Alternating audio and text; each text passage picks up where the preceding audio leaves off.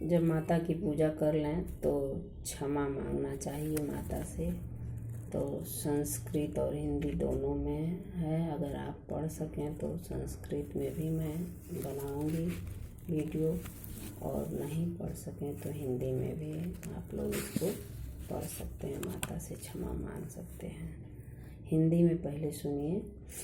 माँ, मैं न मंत्र जानता हूँ न यंत्र जानता हूँ, अहो मुझे प्रस्तुति का भी ज्ञान नहीं है, न आवाहन का पता है न ध्यान का पता है, स्तोत्र और कथा की भी जानकारी नहीं है, न तो तुम्हारी मुद्राएं जानता हूँ और न मुझे व्याकुल होकर विलाप करना ही आता है, परंतु एक बात जानता हूँ, केवल तुम्हारा अनुसरण, तुम्हारे पीछे चलना, जो कि सब क्लेशों को, समस्त दुखों विपत्तियों को हर लेने वाला है। सबका उद्धार करने वाली कल्याणमयी माता, मैं पूजा की विधि नहीं जानता, मेरे पास धन का भी अभाव है, मैं स्वभाव से भी आलसी हूँ तथा मुझसे ठीक ठीक पूजा का संपादन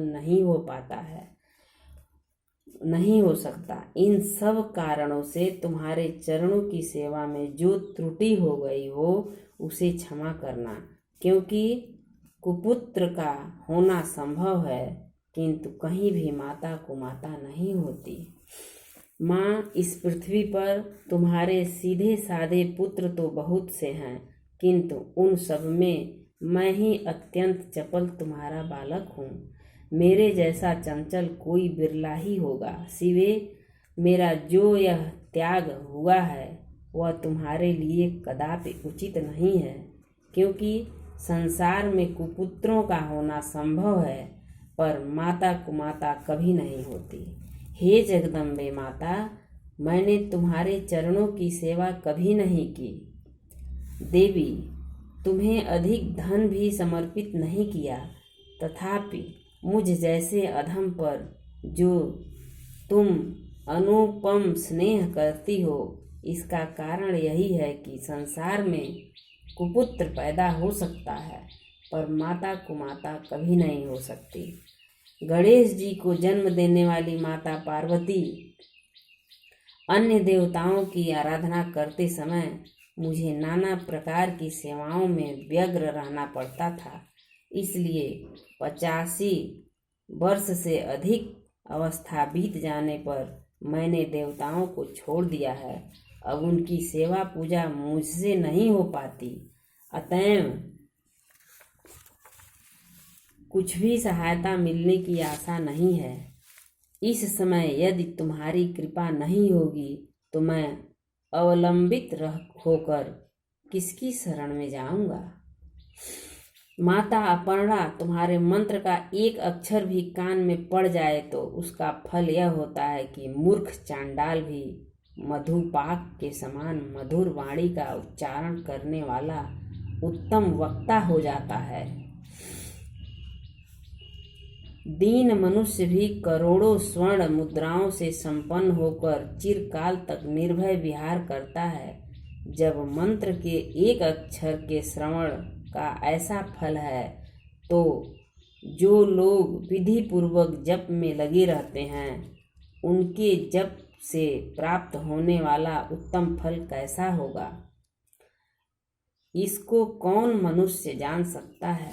भवानी, जो अपने अंगों में चिता की राख भभूत लपेटे रहते हैं, जिनका विष ही भोजन है, दिगंबरी नग्न रहने वाले हैं, मस्तक पर जटा और कंठ में नागराज वासुकी को हार के रूप में धारण करते हैं तथा जिनके हाथ में कपाल भिक्षा पात्र शोभा पाता है, ऐसे भूतनाथ पशुपति भी जो एकमात्र जगदीश ही पदवी धारण करते हैं, जो एकमात्र जगदीश की पदवी धारण करते हैं, इसका क्या कारण है। यह महत्व उन्हें कैसे मिला, यह केवल तुम्हारे पारिग्रहण की परिपाटी का फल है। तुम्हारे साथ विवाह होने से ही उनका महत्व बढ़ गया। मुख में चंद्रमा की शोभा धारण करने वाली माँ, मुझे मोक्ष की इच्छा नहीं है। संसार के वैभव की भी अभिलाषा नहीं है, न विज्ञान की अपेक्षा है, न सुख की आकांक्षा है।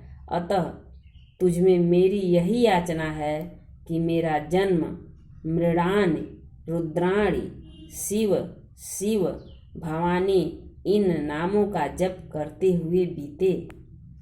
माँ श्यामा, नाना प्रकार को पूजन सामग्रियों से कभी विधि पूर्वक तुम्हारी आराधना मुझसे नहीं हो सकी।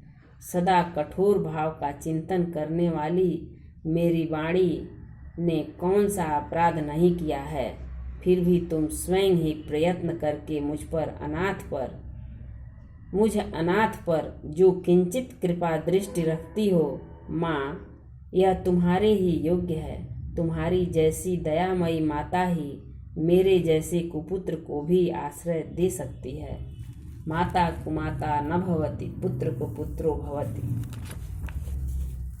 माँ दुर्गे, करुणा सिंधु महेश्वरी, मैं विपत्तियों में फंसकर आज जो तुम्हारा स्मरण करता हूँ, पहले कभी नहीं करता रहा।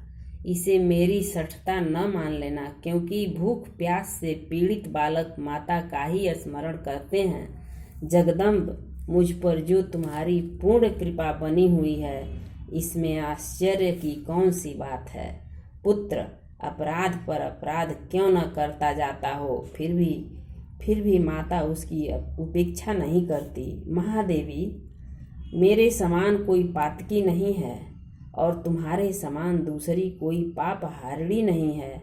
ऐसा जानकर जो उचित ज्ञान पड़े वह करो। हे माता, मुझे क्षमा करो। माता कुमाता न भवति, पुत्र को पुत्रो भवति। जय माता की। माता जी अपने चरण में शरण दीजिए।